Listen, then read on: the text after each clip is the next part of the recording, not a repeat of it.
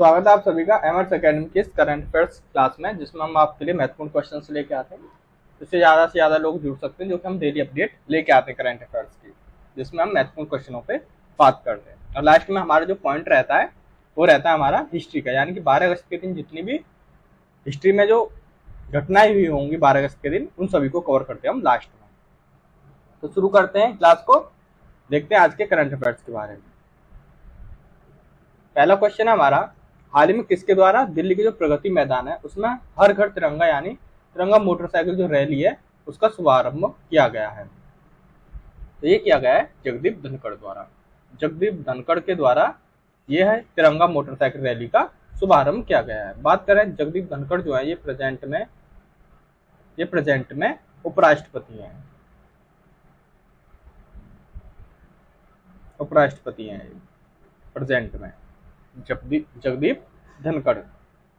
इन्होंने ये प्रगति मैदान में हर घर तिरंगा मोटरसाइकिल रैली का शुभारंभ किया है। हर घर तिरंगा जो रैली है, इसका जो अभियान है ये 13 से 15 अगस्त तक ये अभियान पूरे भारत में चलेगा। ठीक है, वीडियो अच्छी लगा करे तो लाइक शेयर एंड सब्सक्राइब जरूर कर लिया करो, ताकि ज्यादा से ज्यादा लोग जुड़ सके हमसे। ठीक है, चलते हैं नेक्स्ट क्वेश्चन पे। नेक्स्ट क्वेश्चन हमारा, सेबी ने आईपीओ लिस्टिंग में लगने वाला जो समय है उसको घटाकर कितने दिन का कर दिया? यानी पहले जो आईपीओ में लिस्टिंग होती थी उसमें जो समय लगता था उसको सेबी ने घटा दिया है। वो कितने दिन का कर दिया? वो कर दिया अब 3 दिन का।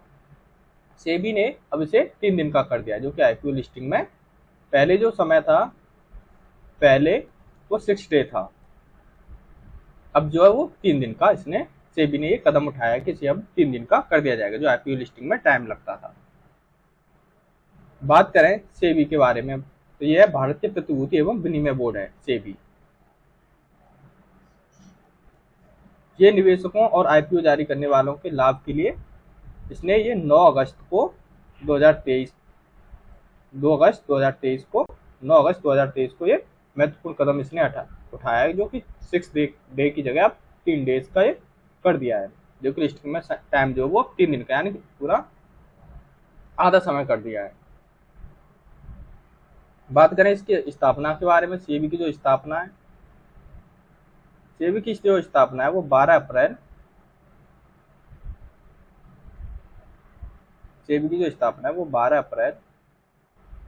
1992 को इसकी स्थापना की गई थी। प्रेजेंट में इसके अध्यक्ष की बात करें, प्रेजेंट में जो अध्यक्ष हैं सेबी के वो है माधवीपुरी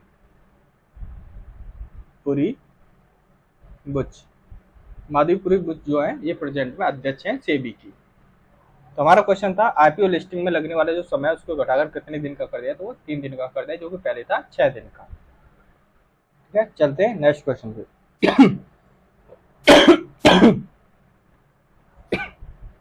नेक्स्ट क्वेश्चन है हमारा, प्लग की निवेशक और ब्रांड एम्बेसडर के रूप में किसे नियुक्त किया गया है? तो ये किया गया है करीना कपूर को। करीना कपूर को प्लग और निवेशक के ब्रांड एम्बेसडर के रूप में इन्हें नियुक्त किया गया है। नेक्स्ट क्वेश्चन है हमारा, भुसावल डिवीजन का पहला पिंक स्टेशन कौन सा बना है? ऐसे क्वेश्चन ज्यादा इंपॉर्टेंट रहते हैं जो कि पहली बार हुआ हो, है ना, जो सबसे डिफरेंट होते हैं। ये क्वेश्चन ज्यादा इंपॉर्टेंट होते हैं, एग्जाम में आने की उम्मीद सबसे ज्यादा उन्हीं की होती है। जो भुसावल डिवीजन है उसका पहला पिंक स्टेशन कौन सा बना है? तो ये बना है new Amravati railway station. New Amravati जो रेलवे स्टेशन है ये पहला, भुसावल डिवीजन है उसका पहला पिंक स्टेशन ये बना है। इसे पिंक स्टेशन के नाम से नामित किया गया है। पिंक स्टेशन का मतलब है यहाँ पर जो कर्मचारी हैं वो सिर्फ महिला ही होंगी। इस स्टेशन पर जो जितने भी कर्मचारी होंगे वो सिर्फ महिला ही वर्क करेंगी वहां पर, इस स्टेशन पर। तो ये जो पिंक स्टेशन है ये न्यू अमरावती रेलवे स्टेशन ये बना है। चलते हैं नेक्स्ट क्वेश्चन। नेक्स्ट क्वेश्चन हमारा, नवा भारत का अंतर्राष्ट्रीय एमएसएमई एक्सपो और सम्मेलन 2023 कहाँ पर आयोजित किया जा रहा है? तो ये किया जा रहा है नई दिल्ली में, यानी अंतर्राष्ट्रीय जो एमएसएमई जो सम्मेलन है 2023 ये नई दिल्ली में आयोजित किया जा रहा है। बात करें एमएसएमई के बारे में। आखिरकार ये एमएसएमई है क्या? एमएसएमई जो है इसका मतलब होता है सूक्ष्म, लघु और जो मध्यम उद्यम है। ये देश के सकल घरेलू उत्पाद यानी जीडीपी के लगभग 29% जो जीडीपी का 29% इसका योगदान रहता है।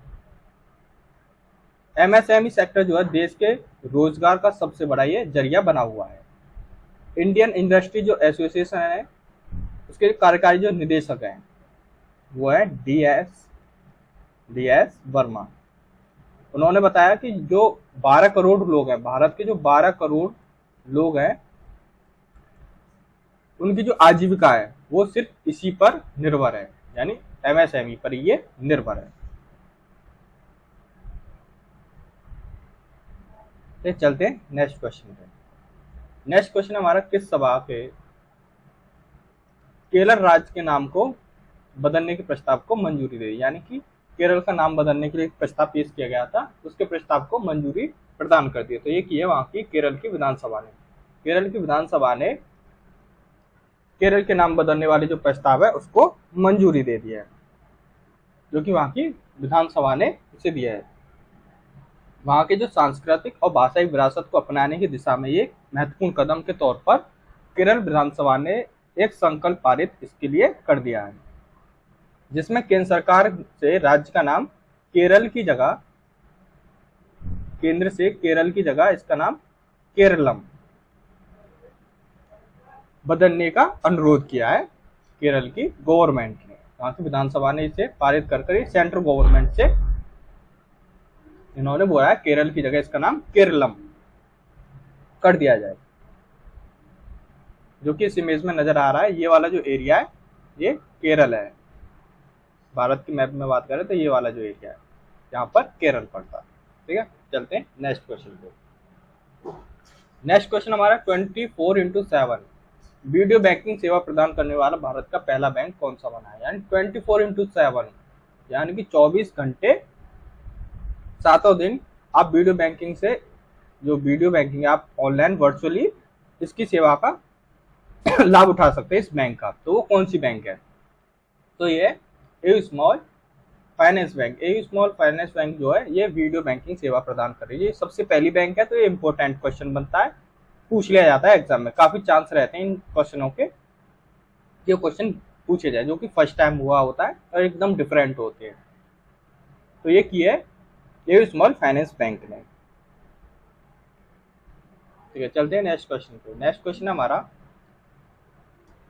क्वेश्चन हमारा आरबीआई ने यूपीआई जो लाइट है, आरबीआई का यूपीआई जो लाइट है उसकी पेमेंट की जो लिमिट है वो 200 रुपए से बढ़ाकर अब कितने रुपए कर दी गई? आरबीआई ने यूपीआई लाइट जो पेमेंट की जो लिमिट है वो 200 रुपए से बढ़ाकर अब कितनी कर दी गई है? तो ये कर दी गई है 500 रुपए। यूपीआई जो लाइट है, यूपीआई लाइट आरबीआई का यूपीआई लाइट जो पेमेंट है उसकी लिमिट 200 रुपए से बढ़ाकर अब 500 रुपए कर दी गई है। ये यूपीआई लाइट है क्या, इसके बारे में बात कर रहे हैं। जो यूपीआई लाइट है, यूपीआई लाइट जो है ये ऑफलाइन पेमेंट का ऑप्शन है आरबीआई की ओर से। इसमें ऑफलाइन माध्यम से एक बार में आप भुगतान की जो सीमा थी वो 200 रुपए से बढ़ाकर एक बार में आप कम 500 रुपए करने का इसमें प्रस्ताव किया गया है आरबीआई की ओर से। अब आप इसमें 500 रुपए का भुगतान कर सकते हैं ऑफलाइन माध्यम से। चलते हैं नेक्स्ट क्वेश्चन पे। आरबीआई ने विनियामक जो उल्लंघन है उनके लिए कितने सरकारी जो बैंक है, सहकारी जो बैंक है, उनकी मौद्रिक जुर्माना उन पे लगाया गया, यानी वो कौन कौन सी बैंक है? तो ये 4 बैंक है। 4 बैंकों पर ये जुर्माना लगाया गया है। जुर्माना जो है वो 4 बैंकों पर लगाया गया है। भारतीय रिजर्व बैंक यानी आरबीआई के नियामक अनुपालन में कमियों के लिए 4 जो सहकारी बैंक हैं उनके लिए मौद्रिक जुर्माना इन्होंने लगाया। अगर उन बैंकों की बात करें तो एक है विनायक सहकारी बैंक, दूसरी है श्रीजी भाटिया सहकारी बैंक,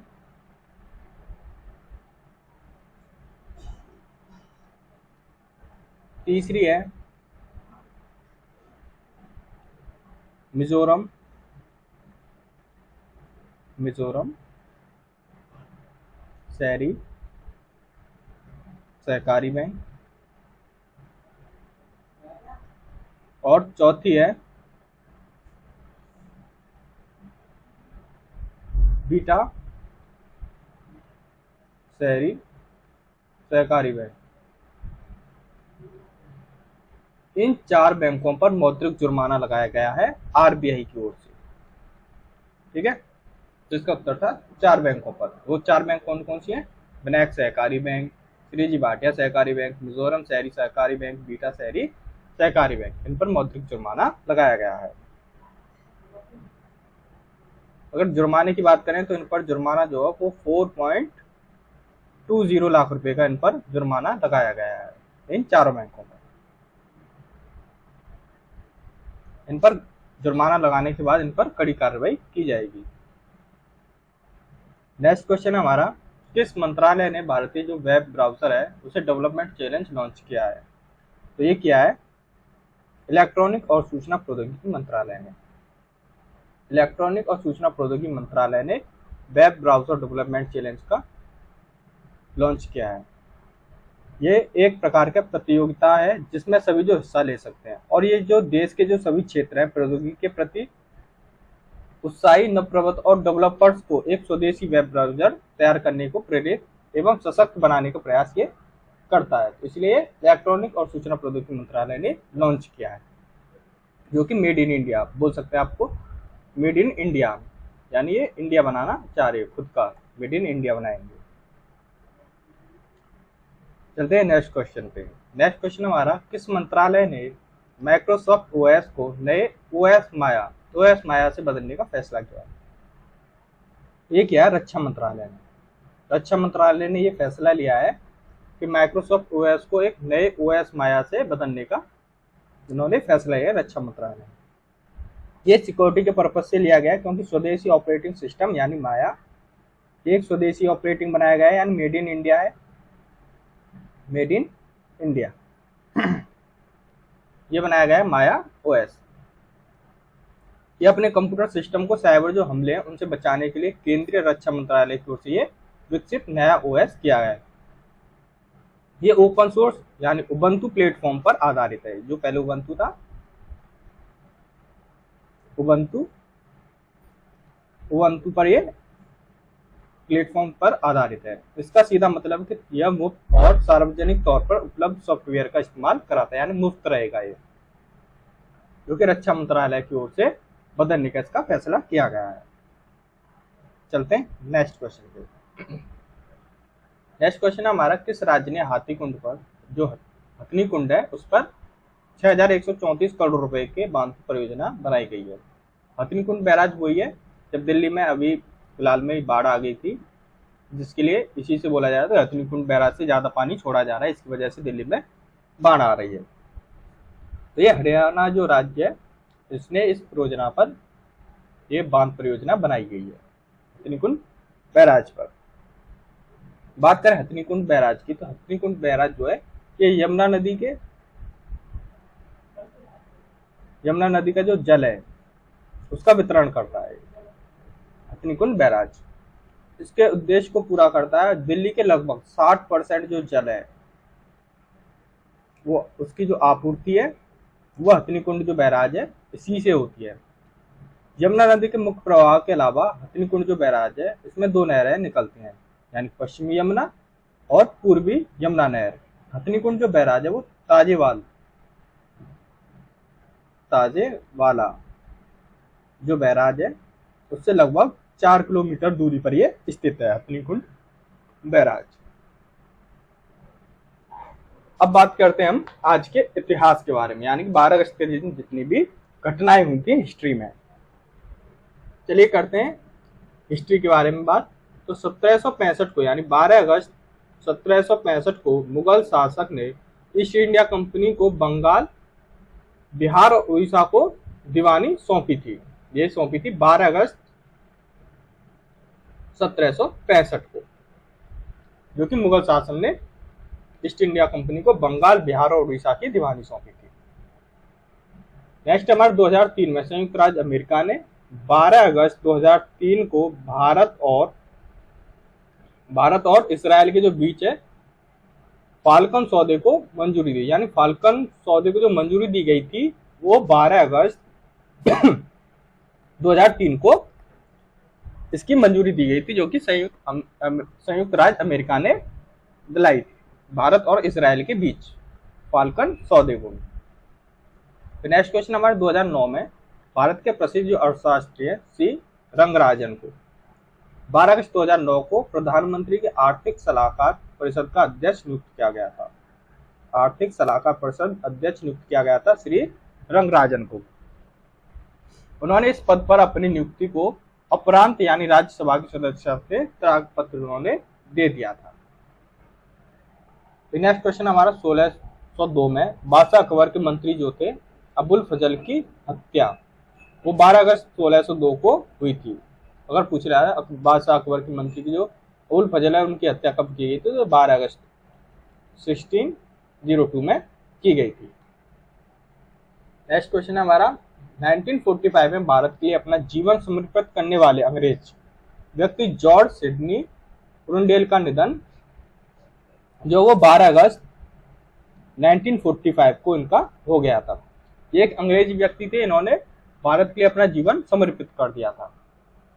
इनकी बात करें तो 1 दिसंबर 1878 में इंग्लैंड में जन्मे जॉर्ज सिडनी रुंडेल बचपन से ही आध्यात्मिक चिंतन में रुचि रखने वाले एक ही व्यक्ति थे। एक बार ये लंदन से भारत को लेकर उन्होंने एनी बेसेंट का एक नया भाषण सुना था। भारत को लेकर एनी बेसेंट का इन्होंने भाषण सुना जिससे उन्हें बहुत प्रभावित किया और 1902 में ये रुंडेल अपनी मौसी के साथ ये भारत आ गए थे और 1909 में ये वाराणसी जो सेंट्रल हिंदू कॉलेज है उसके ये प्रिंसिपल बनाए गए थे। वहीं पर इन्होंने अपना पूरा जीवन समर्पित कर दिया था भारत के लिए। धन्यवाद, आज के लिए बस इतना ही। मेरे चैनल में जुड़े रहने के लिए तो वीडियो को ज़्यादा शेयर भी कर दिया करो, ज़्यादा से ज़्यादा लोग जुड़ सकें।